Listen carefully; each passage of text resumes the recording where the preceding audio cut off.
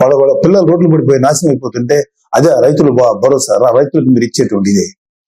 ఒకసారి వెళ్ళి చూడండి, ఆంధ్రప్రదేశ్కి ఒక రైతును అడగండి వైసీపీ ప్రభుత్వం మీకేం చేసిందో.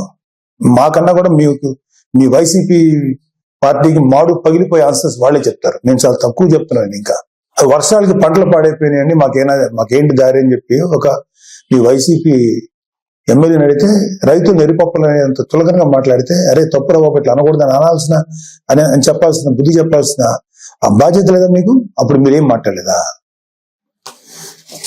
ఏమంటే మీ పరిపాలనలో గంజాయి, డ్రగ్స్ విచ్చలవిడిగా అమ్ముడైనవి, విచ్చలవిడిగా జనాల్లో చలామణి, బ్లేడ్ బ్యాచ్లు, దుర్మార్గ మనుషులు తయారయ్యారే, ఎంతో మంది జీవితాలను పొట్టను పెట్టుకున్నారే. ఆ గంజాయిని ఆపాలను, లేకపోతే ఆ డ్రగ్స్ ని కంట్రోల్ చేయాలనేటువంటి ఆలోచన మీకు రాలేదా? ఎందుకు వస్తుంది? మీ ఎమ్మెల్యేలు, మీ కార్యకర్తలు ఎవరైతే ఉన్నారో ఇలాంటి పనులు చేసి వాళ్ళు అడ్వాంటేజ్ పొందుతున్నారు కాబట్టి మీరు కూడా ఏం మాట్లాడలేదు. ప్రజల పక్షాన్ని నిలబడి పోరాడుతున్న పవన్ కళ్యాణ్ గారు, చంద్రబాబు నాయుడు గారు ఇలాంటి నాయకుల్ని మీరు వాళ్ళ విధి విధానాలను విమర్శించకుండా వాళ్ళ వ్యక్తిగతమైన జీవితాల్లోకి ఎంటర్ అయిపోయి వాళ్ళ కుటుంబాన్ని రోడ్డుకి ఇచ్చాలని ట్రై చేసి వాళ్ళ ఫ్యామిలీస్ మీద మాట్లాడినప్పుడు మీకు కనీసం చేకుంటున్నట్టు అనిపించలేదా? ఇదే మీరు చేసిన నిర్వాహకం.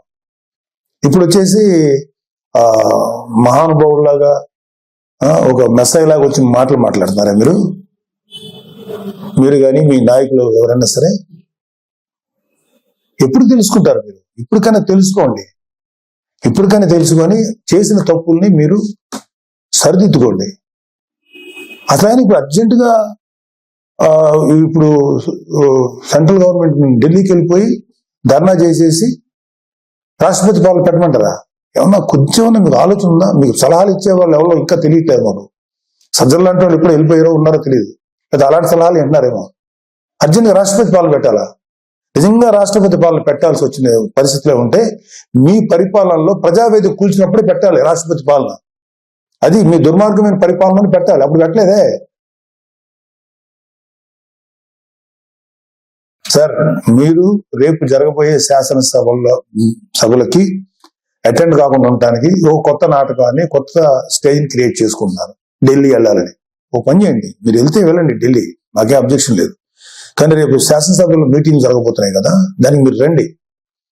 మిమ్మల్ని వ్యక్తిగతంగా అనొద్దని చెప్పి నా పర్సనల్ గా నేను బీజేపీ, టీడీపీ, జనసేన ఎమ్మెల్యేని రిక్వెస్ట్ చేసుకుంటాను.